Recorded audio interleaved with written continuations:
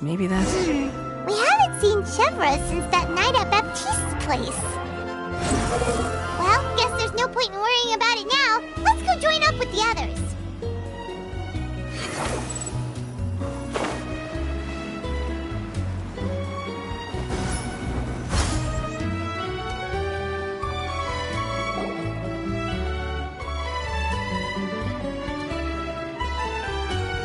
Good morning! Hayaka and I were just talking about you.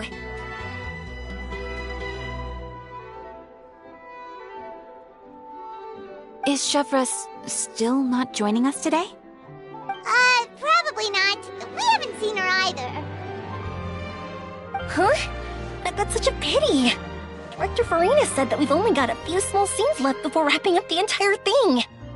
She even said that she'll get me into a couple scenes, so everyone will have a chance to shine in front of the camera. We were also planning on having a victory feast once we're all finished filming. You can join us, right? If only Chevros was here. I still haven't taken a photo with her. I'm afraid that can't be helped. Those special patrol folks are like phantoms when they've got a case on their hands. But to be honest, I'm even more concerned by what I read in the Steambird earlier this morning. It said that the killer in the murder case was none other than the author of the 2 Musketeers. Oh yeah, I heard about that too. He came forward and confessed his crimes, but gave no explanation as to why he pulled the trigger. We didn't know about this case at all when we joined the film. Is it going to affect the reception of our work? From a pure publicity standpoint, this will draw a lot more attention to our film. I have to say, though, that no director can be perfectly comfortable with garnering attention through means other than artistic skill. To be fair, I feel like that ship sailed the moment you allowed yourself to be named as the director on our posters. It's not my fault that I'm super popular. What was that saying again? My popularity has, Sunk to an all-time low? spread to the 4 corners of Tibet.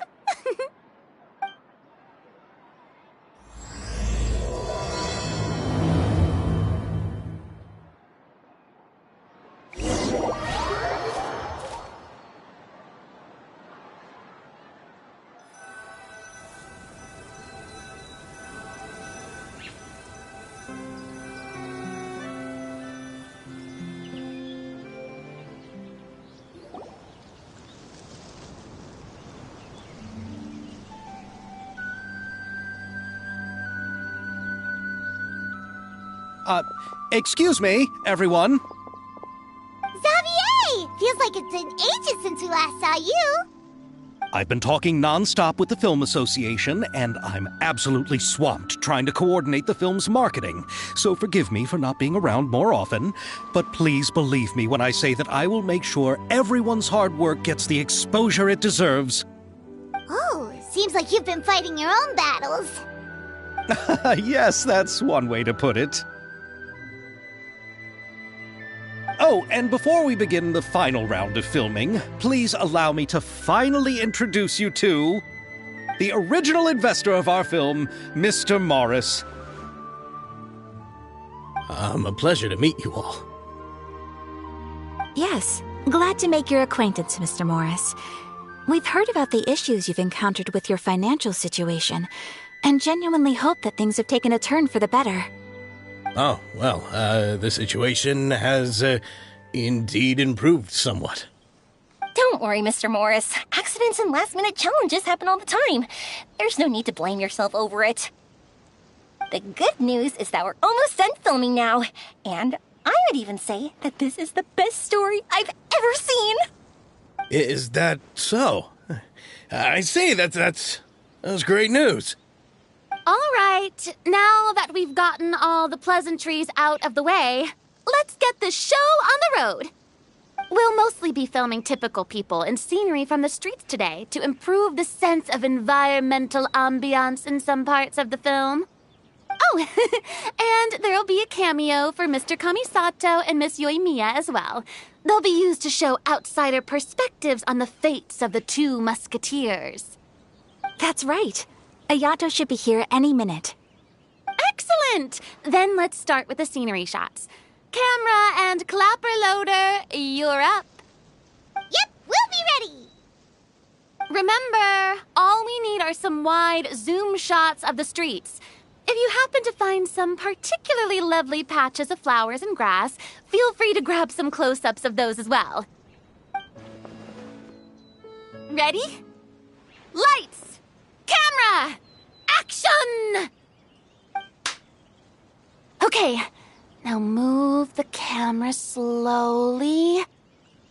Try to focus on that flower. What's wrong? Just adjust the focal length a bit. Something the matter?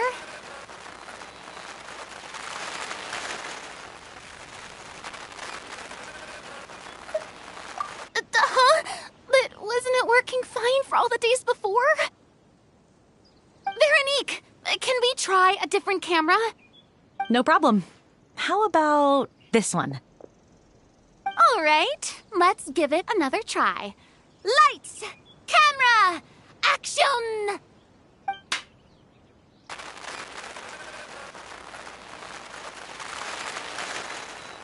Don't tell me. This one is broken too. Veronique, do we have any other spare ones we can use? I'm afraid we only brought these two today.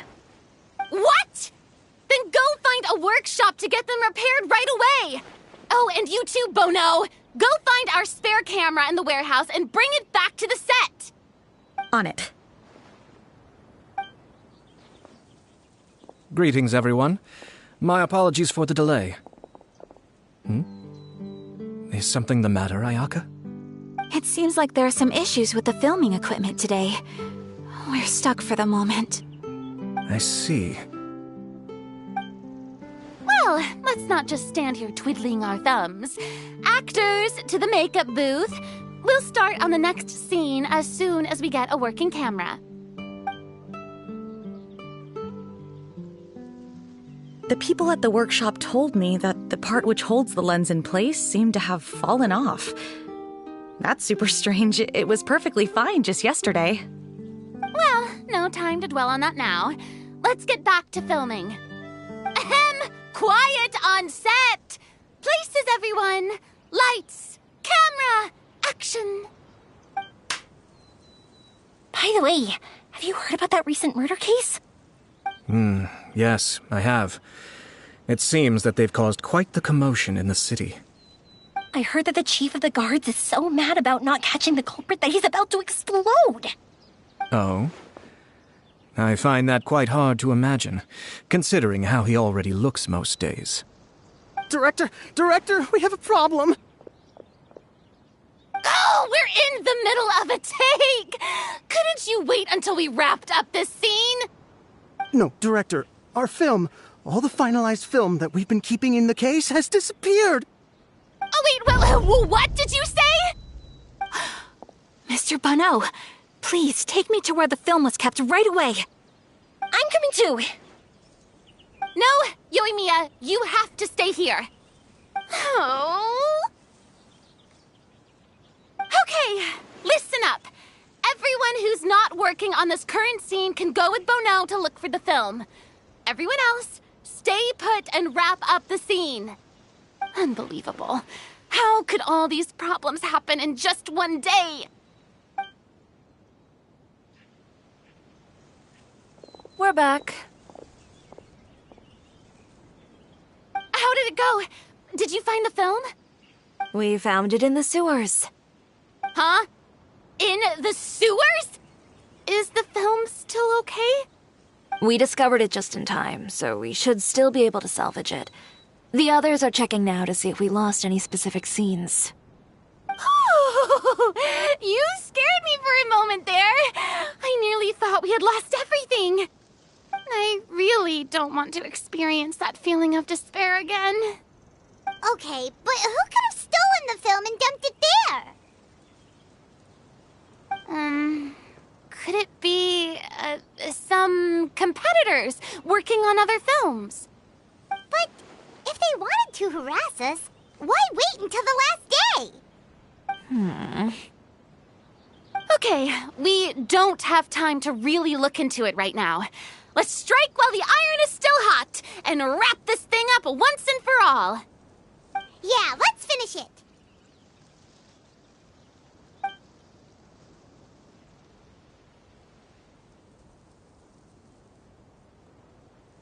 I would like to officially announce that our entry to the festival, The Two Musketeers, has now concluded filming! Ugh, Paimon is spent. It's so late already. Even though the filming process proved to be extremely challenging, everyone provided valuable and unique contributions to the final product. Thank you all for your dedication and support. And just like Director Farina, I would also like to extend my most heartfelt thanks to all of you. Really, you've all helped me so much. All right, let's save the awards speech for later and hopefully also get some rehearsals in before the real thing. Anyway, now it's time to party! Let's all make our way to the beach and have a celebration feast so loud and fun that even the blubber beast will want in. Party, party! Paimon wants to party!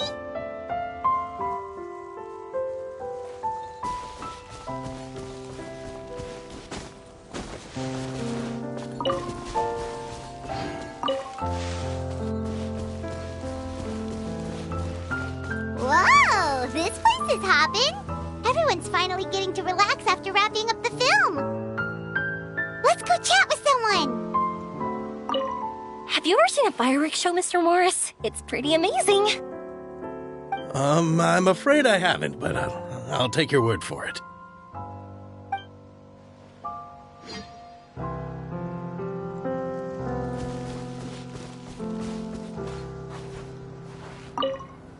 Oh, this is turning out to be quite the party.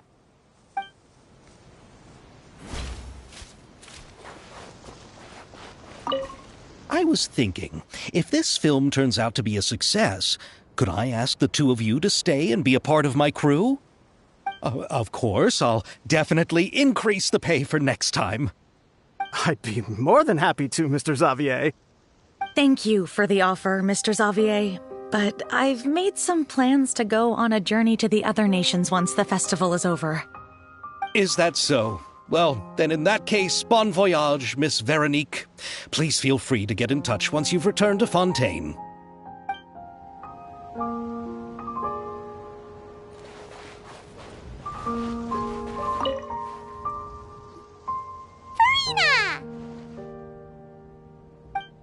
Oh, my darling clapper loader and camera operator. You've both worked really hard. Paimon thinks you worked even harder than us. Honestly, Paimon was getting a little tired of playing with the clapperboard by the end of it. Worst of all, Paimon started having dreams of you shouting, "Lights, camera, action!" into Paimon's ears. The actual dream can't even start until you've yelled that. Hey, if anything, shouldn't I be more grand and delightful in your dreams? We've been through so much together, and that's how your brain remembers me? That's not Paimon's fault. We've just used the clapperboard too much lately.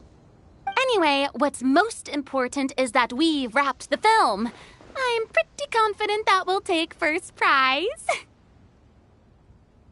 Hey, no need to mention the official name. Wait, now that you mention it, if we did win the prize, would Farina just get a statue of herself? Come on, I don't need that kind of attention. Xavier can accept the reward on our behalf. But just imagine! Farina accepting the Farina Award and holding a Farina statue. I'm going back to my dessert now. You all can keep discussing that on your own.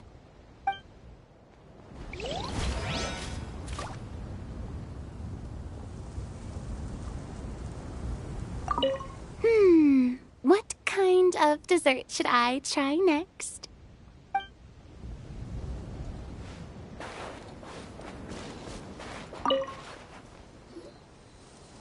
Hey, Ayato! How's your work been going? Everything went rather smoothly. Thank you for your concern. Ayato told me that we've already confirmed the dates for some Inazuma Fontaine cultural exchange events. So the next time we visit, we'll be doing so in our capacities as the representatives of the Yashiro Commission. Oh, that's great! Then maybe Paimon will be able to find Fontaine detective novels in Inazuma from now on! Oh, wait. Wouldn't Yaimiko get upset if that happens? That would be stealing some of her business. You've got a point. She's always complaining that light novels have become bland and too predictable after all. The cultural exchange won't only feature literatures of both nations, of course. We have also made plans for cross-cultural engagements in the fields of gourmet cuisine, toy making, and artisan craftsmanship. Whoa! Paimon's getting super excited now! When the time comes, be sure to visit and participate in all the events.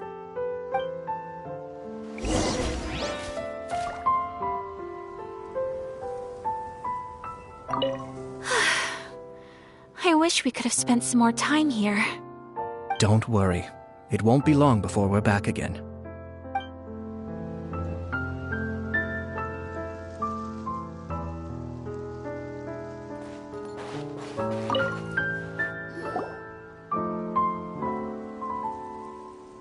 Chiori! Hey, you two. Are you not really into these kinds of big social occasions?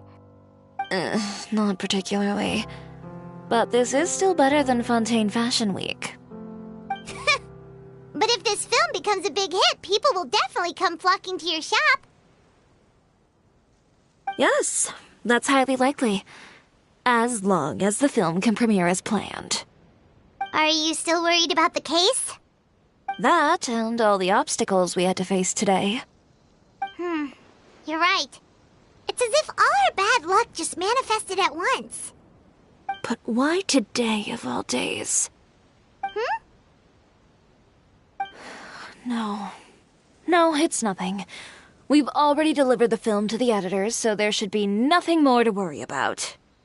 How are you doing, Mr. Morris? You having a good time? Well, you could say that. Do you happen to know when the party is scheduled to end? Judging by how much fun everyone's having, I'd say probably not until well after midnight. Is there something that you still have to take care of at home, Mr. Morris? Oh, well, I'm just not a late night person, so I might take off shortly. Oh no! Silly me. I almost forgot something super important. Oh, what is it? I prepared a whole batch of fireworks for the party, but I forgot to bring them over from the warehouse. Fireworks, you say? Well, that's, truly a pity. Sorry things didn't go as planned. Could you help me carry them over, Mr. Morris? I won't be able to fetch all of them by myself. Me? Are you sure that you can't find anyone else? I just wanted to make this surprise for everyone. The warehouse isn't far from here. We'll be there in no time. Pretty please, Mr. Morris. These are some of the best fireworks I've ever made. So I also want you to see them before you leave. They're stunning. I promise that they'll be a once-in-a-lifetime experience that you'll never forget. But... It's okay. Just come with me. If we're sneaky enough, nobody else will see us leaving. All right.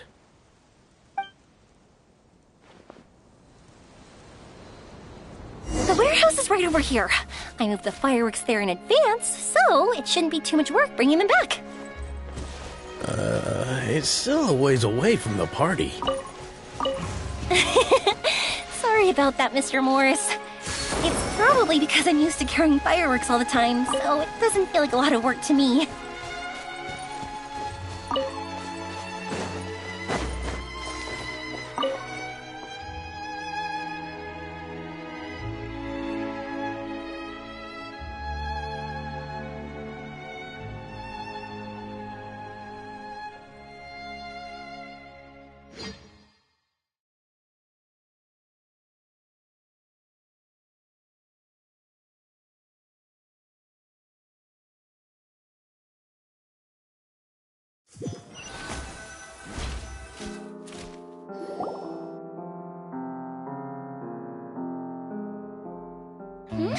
It's dark in here.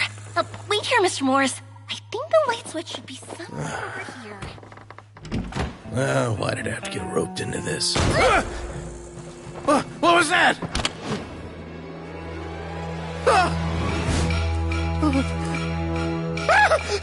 Who's there? Get me out! Get me out of here! Did you really think you'd get away, Morris?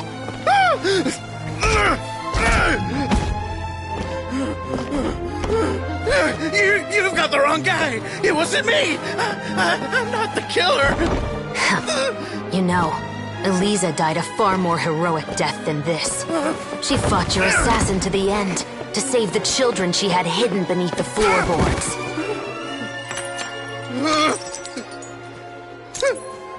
That is Eliza's pendant. The one with a photo of you two inside. The one you gave her. Ring any bells? It's a fake! It has to be! There's no way! No way your assassin didn't destroy it, you mean?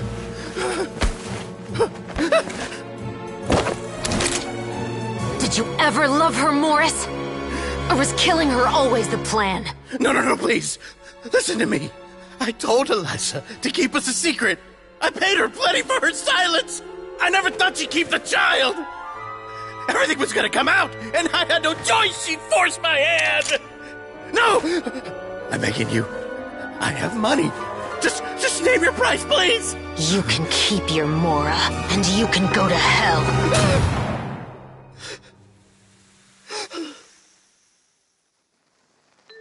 I'm Captain Shovraz of the Special Patrol. Morris, you're under arrest for Eliza's murder. Huh?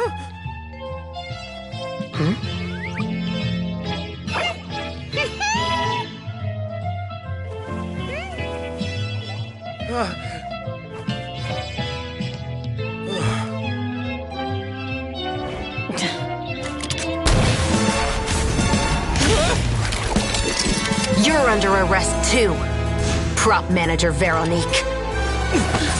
Or perhaps I should call you the Second Musketeer.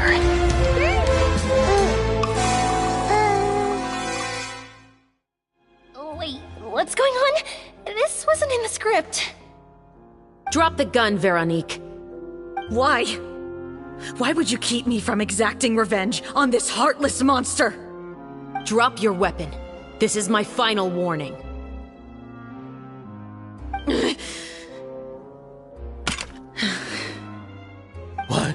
What is going on? Do I have to spell it out for you, Morris? Everything that took place just now was staged to get you to confess the truth. But this last part is all improv, of course.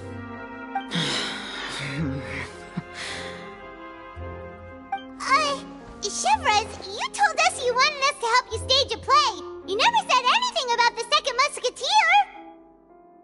It's because even I had no way to confirm my theory until now.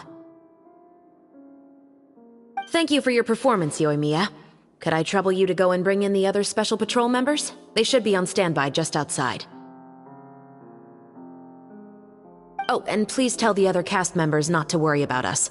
We'll be rejoining them shortly. On it!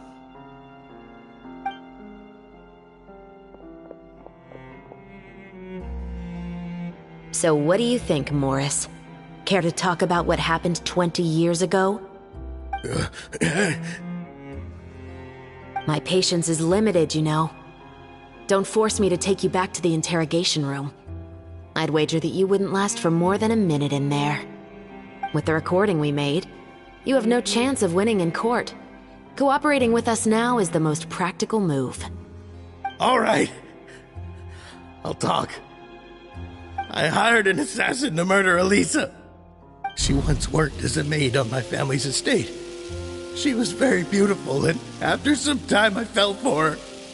We kept our relationship a secret and carried out an affair for some time, but it wasn't long before she became pregnant. And if my parents ever found out, they would have stripped me of my inheritance and status, driven me out of my home. I also didn't expect Eliza to insist on bringing the pregnancy to term. She even asked me to leave my family and travel far, far away with her. She believed that you were truly in love with her.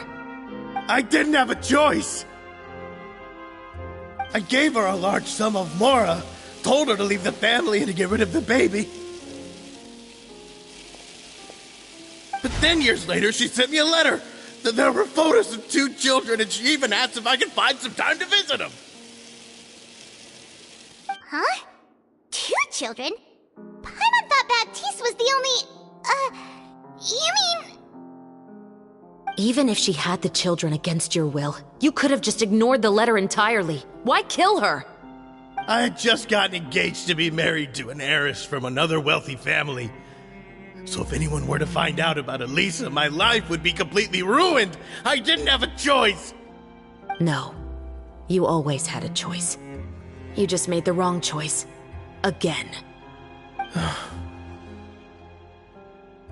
Do you know how it feels to watch your mother be killed right in front of you? My brother and I were hardly even school age yet. We were hidden beneath the floorboards, grasping each other's hands like a lifeline. We were so terrified that we didn't even know we could ever take a breath. All we could do was to watch Mother try to fight back, and then collapse to the floor. Even after the assassin left, we were still too terrified to leave our hiding spot. We thought that he might come back. It was only until the next evening when we finally climbed out and gathered around our mother. But she had already become cold and stiff to the touch. You made up your mind right then and there to bring this case to light. Not only that, we resolved to get our revenge. And that's why you became the Musketeers. No, that's why I became a Musketeer. The man from before was also killed by me. My brother had nothing to do with it. I figured as much. You did? I once told these 2 that he didn't look like a killer to me. His confession from that night also rubbed me the wrong way. I think what really tipped me off was, how could I not feel a sense of regret in him? Huh? He confessed faster than any criminal I've ever met, but he didn't say a single word about you. He insisted that he was the sole perpetrator in the case. But after the questioning ended, I disassembled the musket we dug up from his backyard, put it in front of him, and told him to reassemble it. Wanna guess how far he got?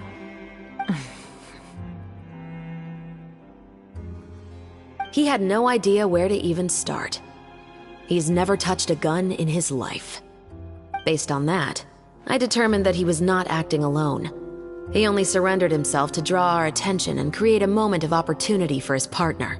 So, I decided to play along. And as expected, the second Musketeer followed us without hesitation once she saw Morris get separated from the rest of the cast. Besides, why else would he call the novel The 2 Musketeers?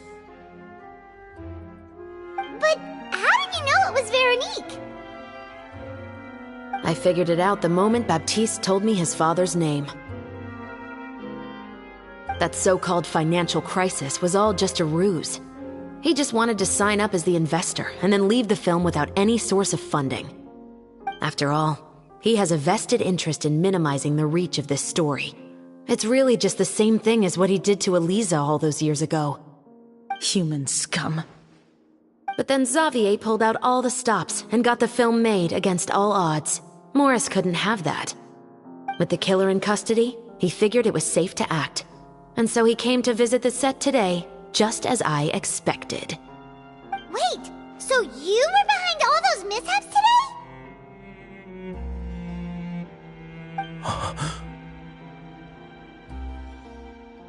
As for the identity of the second Musketeer, I assumed they'd probably stay close to Morris and look for an opening. And if they already knew that Morris was the film's investor, then that narrowed the list of potential suspects as well. Furthermore, being the props manager would allow the culprit to avoid scrutiny by purchasing mechanical parts in the name of the crew. With that hypothesis in mind, I went back to check Baptiste's orphanage adoption records. Guess whose name I saw on the same page, just a few lines from his. My brother. He trusted you. As in, he trusted me to perform the deed on his behalf? He trusted you to stand on the side of justice. I am. I thought you could do it as well. Oh, the look on your face when you told him to go to hell. I really thought you'd put a bullet in his brain. You know what he has done. Are you telling me that you'd rather see him spend the rest of his life living like a king in the fortress of Meripede? I will never be able to forget the feeling of my mother's cold, lifeless hands. And you would call this ending fair? Is this what you call justice? I won't lie, Veronique. I did hesitate when your brother first told me about the truth. I wondered. I agonized over whether I should really put a bullet in his head. So why don't you? Because that should never be how justice is carried out in this world. Perhaps, to you, justice is simply reciprocated. An eye for an eye, and a life for a life. But everyone has their own understanding of justice. If everyone were to pursue their own definition of it, there would be no more order in this world. Today, you'll kill Morris, and tomorrow, his children may come for you. The world cannot render judgments based on a desire for revenge. That will only lead to a cycle of revenge, as well as the destruction of order and civilized society. Fontaine is founded on a set of laws and a standardized code of justice. That is why we are the nation of justice. But with all that said, I will promise you this. Morris will not lead a cushy life in the fortress of Meripede. Chevreuse, the rest of the Special Patrol is here. Thank you so much, Yoimiya. Letelier, Terena, please take them away.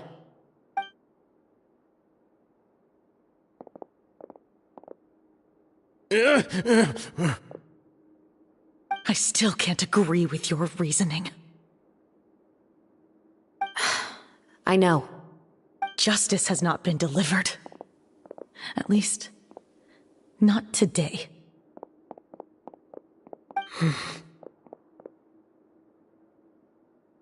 Chevreuse. Let's go.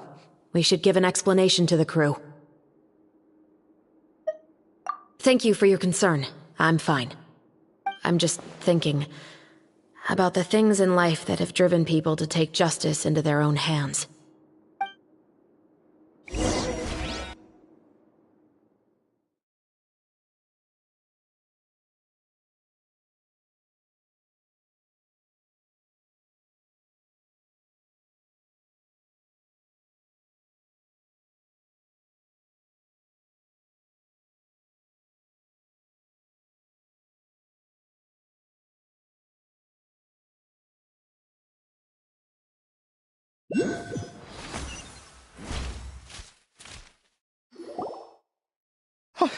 Who would have thought Morris would turn out to be...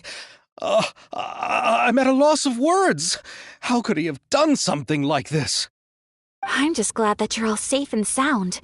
Who knew that such a labyrinth of cases would be behind this story? Well, what should we do now? We have a finished film, of course, but should we still go ahead with the premiere? What do you mean? Shouldn't you be even more motivated to spread the word now that you've learned the truth? Chiori is right. I'd also like more people to see this story for themselves. But the real ending of the story seems to have deviated somewhat from the one in the script. Is that still acceptable to you, Miss Chevreuse? The call is yours. We still have time to reshoot an ending if that's what you'd like. No, it's fine as is. I like what we have for the catharsis. Romanticism is what gives works of art their appeal. Fiction is able to explore means of restitution that could never work in real life. Just like the real world, the world of stories also has its own set of rules and justice. These different possibilities are what initially drew me to reading in the first place. Sounds good to me. I support your decision. What about Veronique? Will she be okay? She will soon face her judgment alongside her brother and Morris. If I had to guess, they'll probably all be sent to the fortress of Meripede. I'll make sure to give Risley a heads up about it. Oh, you mean that kind of heads up? Exactly. Ahem. All right, then the matter's settled. Now that everything's been taken care of, there's no reason for us to keep looking all gloomy and grumpy. Let's get back to the feast and enjoy each other's company. We'll be starting the post-production process tomorrow. You should join us, Chevres. You missed the first few hours of the party, didn't you? All right. Count me in. Then I'll wait for you over there. There's still some good news that I'd like to share with Chevres. Traveler, Paimon, could you wait for me by the sea after the party ends? I'd like to go on a brief walk with the two of you.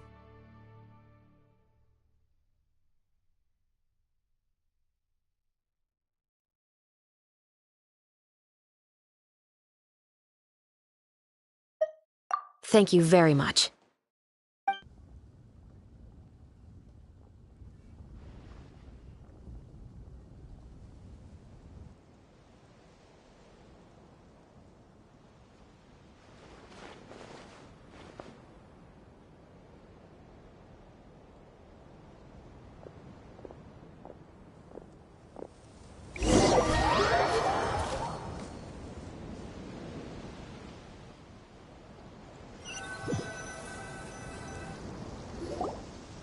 Sorry for the wait. Oh, we weren't waiting long at all.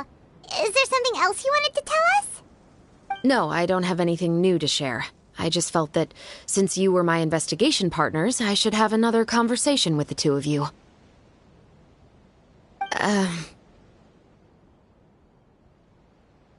Traveler, how would you have responded to Baptiste's request if you were in my shoes?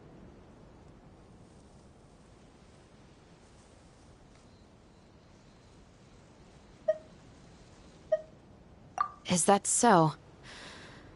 Well, thanks for sharing. When I was young, my father often took me here to swim. We'd come rain or shine, even when it was freezing cold. He told me that swimming was the best activity to train one's strength of will. You could never give up before reaching the shore, especially when the water was cold. Oh? Why's that? Because the moment you give up would be the moment you die. At that point, I still hadn't received my vision. One winter, the chilly wind felt almost like knives on my skin, and the seawater was so frigid that it numbed my toes the moment I stepped in. I cried and begged my father to spare me from having to swim across, but he wouldn't listen. He used to be a member of the Special Patrol as well. You could say it was his way of educating his children. That sounds awful. When he saw that I wouldn't stop crying, he just picked me up and tossed me into the icy water. The bone-chilling cold took away my senses. I couldn't feel anything but fear and rage. I waited for my father to save me, but one look and I knew he'd already started swimming for the opposite shore. I realized that if I were to give up, I really would die right then and there. I used all of my strength to try and catch up to my father. Those few minutes felt longer than my whole life up until that point. I did, however, make it to the other side. I've never felt afraid about anything in my life after that, nor have I ever cried again. That way of teaching would have never worked on Paimon. Yeah, I don't think that was the right method for anyone. It's just that, working now as I am in the pursuit of justice, I still sometimes feel like I've been tossed into that winter sea all over again. The anger and the helplessness. Chevres. But the worse I feel, the more I know to never give up. The alternative would be to forever lose myself among the waves. Anyway, how about a race? Neither of us will drown, but we can still see who swims faster.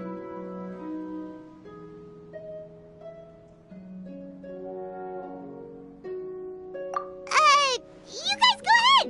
Paimon will grab the clapperboard to mark the start of the race.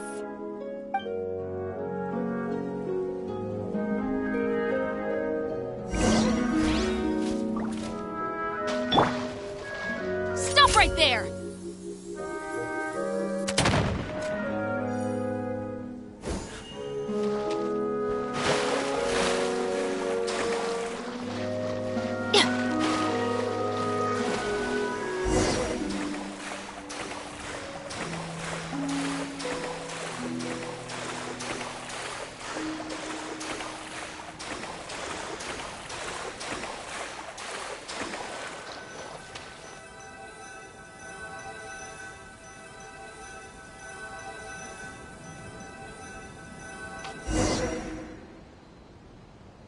Oh, that felt good.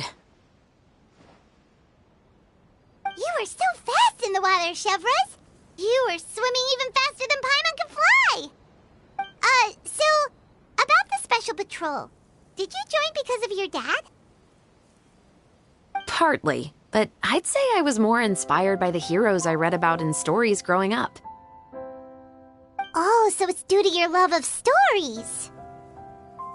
Of course, it was only after I joined the Special Patrol that I learned that truth is often stranger than fiction. Come on, let's walk a bit more.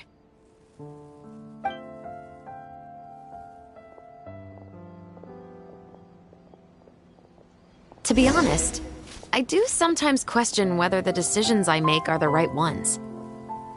But I know that no matter what, I must keep swimming.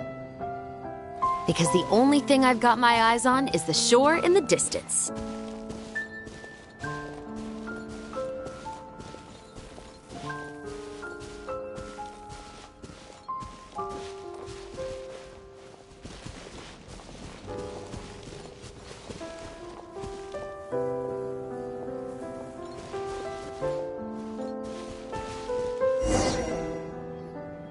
Thank you for coming on this walk with me. I feel a lot better after getting all that off my chest. Huh. We're nearly back at Baptiste's house. Huh. You're right. I didn't realize we were so close. He really did plant a lot of flowers. It's just like how he described it in the story. Huh? Wait. Paimon, Traveler, look! The rainbow roses in the garden. They're in full bloom now.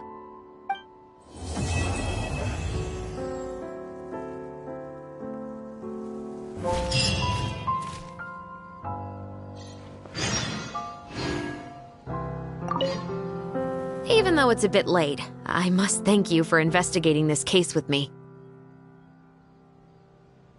Not on behalf of the Special Patrol this time. It's a personal expression of gratitude from yours truly.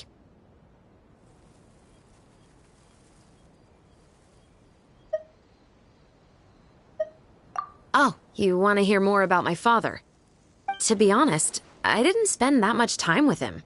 He was always busy with the Special Patrol, so he would often return home really late at night. Some nights, he didn't come home at all. Once, he didn't come home for a long time, maybe a whole week or so. When I went out to buy food, I learned that he had become a criminal, and by extension, that made me a criminal's daughter. But we can talk about that another day. I actually have a lot of sympathy for Veronique and Baptiste. I can understand the hatred they feel for their father. But that doesn't mean I'll allow them to walk the path of evil, even if it might lead to another sense of justice.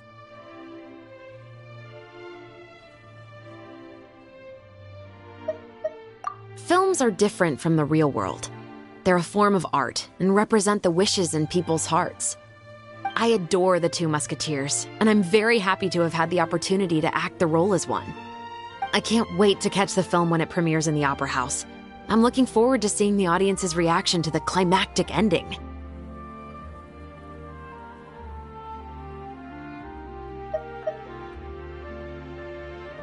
Films are different from the real world. They're a form of art and represent... I adore the two Musketeers. I can't wait to catch the film when it premieres in the Opera House. I'm looking forward to seeing the audience's reaction to the climactic ending. Thank you for looking out for me. I'll see you at the award ceremony. I'd be very surprised if we don't win.